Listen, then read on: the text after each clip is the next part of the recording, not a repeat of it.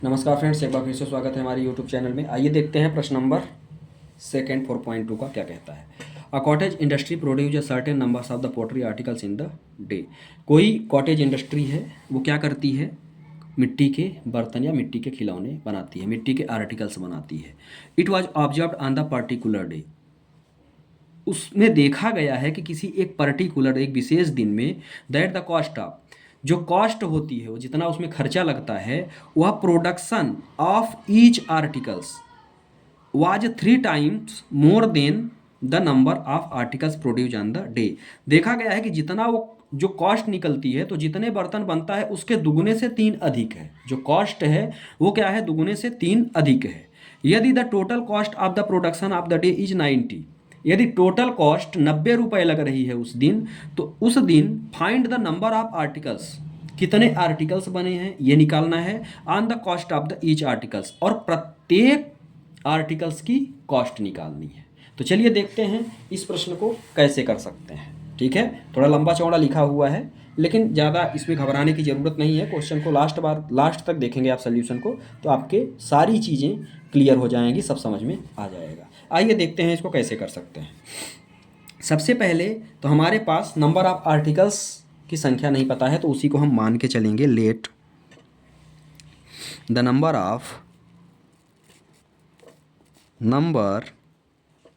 Of article, जो article की संख्या है उसको हम क्या ले लेंगे,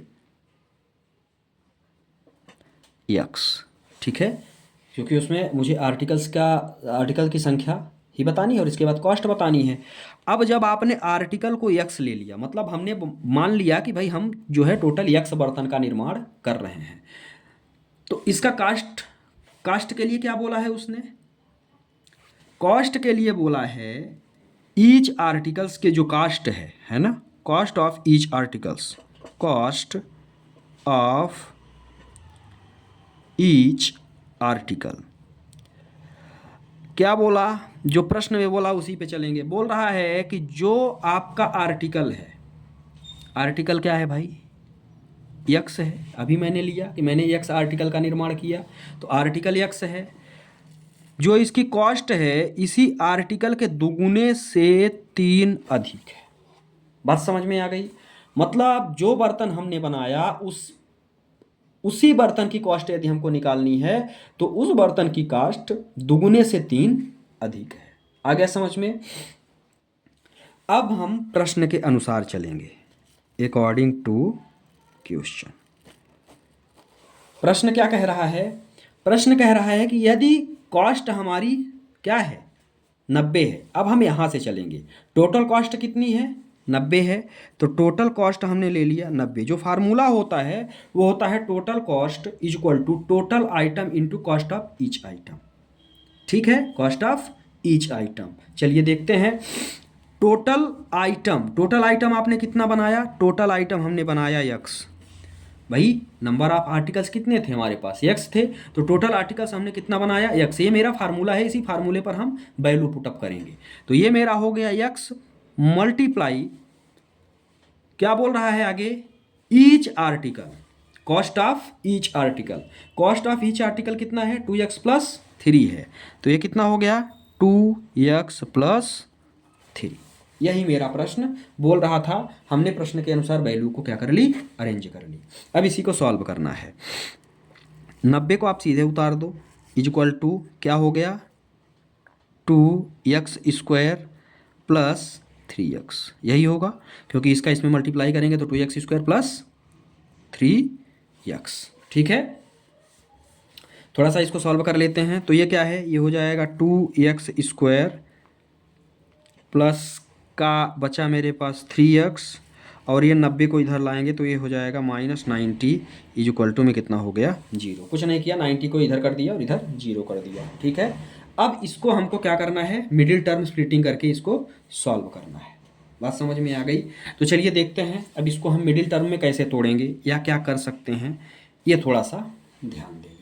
इसको मैं, ये रहा 2x², मुझे ऐसा करना है, इसका मल्टीप्लाई करते हैं, कितना आ रहा है, -180 x² है ना, -180। 180 को यदि मैं तोड़ता हूँ तो 15 × 12, यदि मैं 15 × 12 करता हूँ, ध्यान से देखिएगा, यहाँ आ रहा है शायद स्क्रीन में, हाँ, यदि मैं इसको, ये रफ वर्क है, 15 × 12 करता हूँ तो ध्यान से समझिएगा, 12 में 15 को घटाऊंगा तो 3x मिल रहा है ना, 3x, और 12 में 15 का मल्टीप्लाई करता हूँ तो मुझे 180 मिलेगा। बात समझ में आ गई? तो अब चलिए देखते हैं क्या कर सकते हैं, इसकी अरेंजिंग कैसे करेंगे। ये तो मेरा 2x² है ना। यदि मैं यहाँ -15x -12x -19 = 0। अब आप सोचते होंगे कि ये तो पूरे में माइनस ही लगा दिए। भाई पूरे में माइनस क्यों लगाया, अभी समझाने के लिए इसको लगाया है कि हम कहाँ प्लस लगा सकते हैं।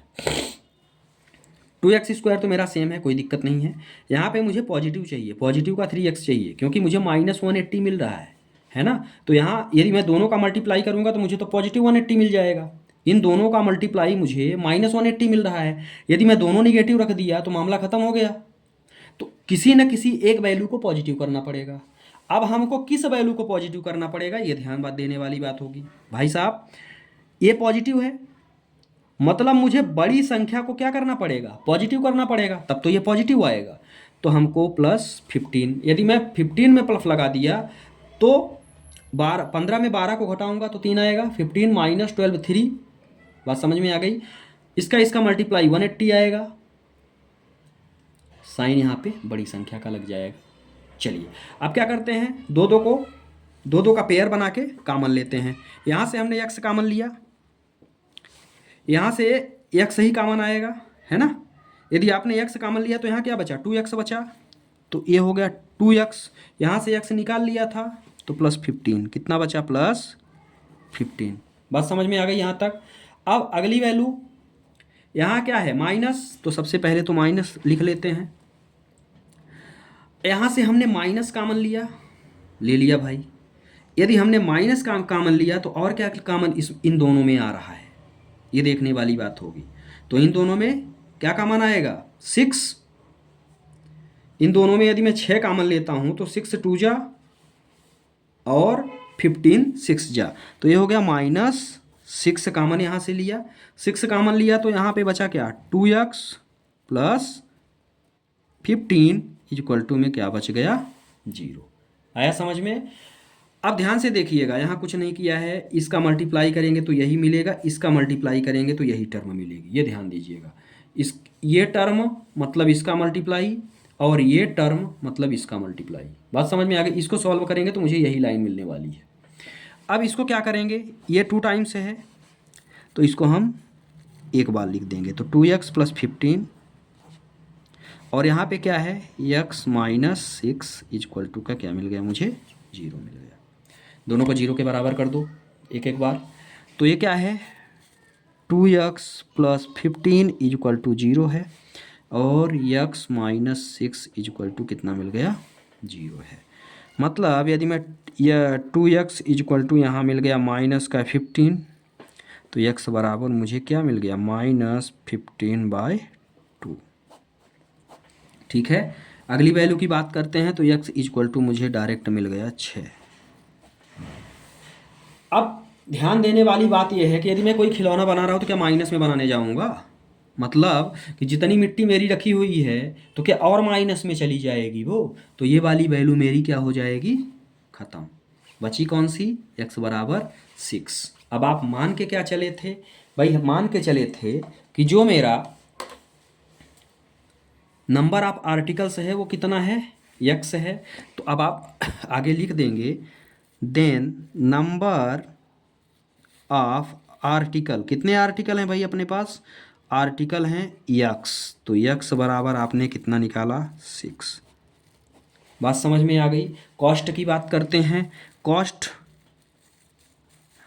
कॉस्ट आपने क्या लिया था, 2x + 3, 2x + 3, x आपने क्या निकाला, 2 × 6 + 3, तो 6 दूनी 12, 3 15 रुपये।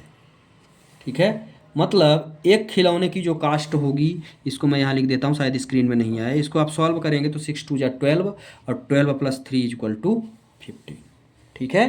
तो जो मेरा नंबर ऑफ आर्टिकल्स थे उस दिन, जिस दिन 90 रुपये लगा था, ठीक है। वो कितने आर्टिकल्स बनाए थे? 6 आर्टिकल्स, और एक आर्टिकल की कॉस्ट कितनी थी? 15 रुपये थी। इस तरह से आप स्क्रीनशॉट इसका ले सकते हैं। ये भी प्रश्न हुआ समाप्त। आशा करता हूँ कि आपके समझ में आया होगा। जहाँ समझ में नहीं आया हो कमेंट करके बताएं। वीडियो को ज़्यादा से ज़्यादा शेयर करें, चैनल को सब्सक्राइब करें और वीडियो को लाइक करना ना भूलें। थैंक्स।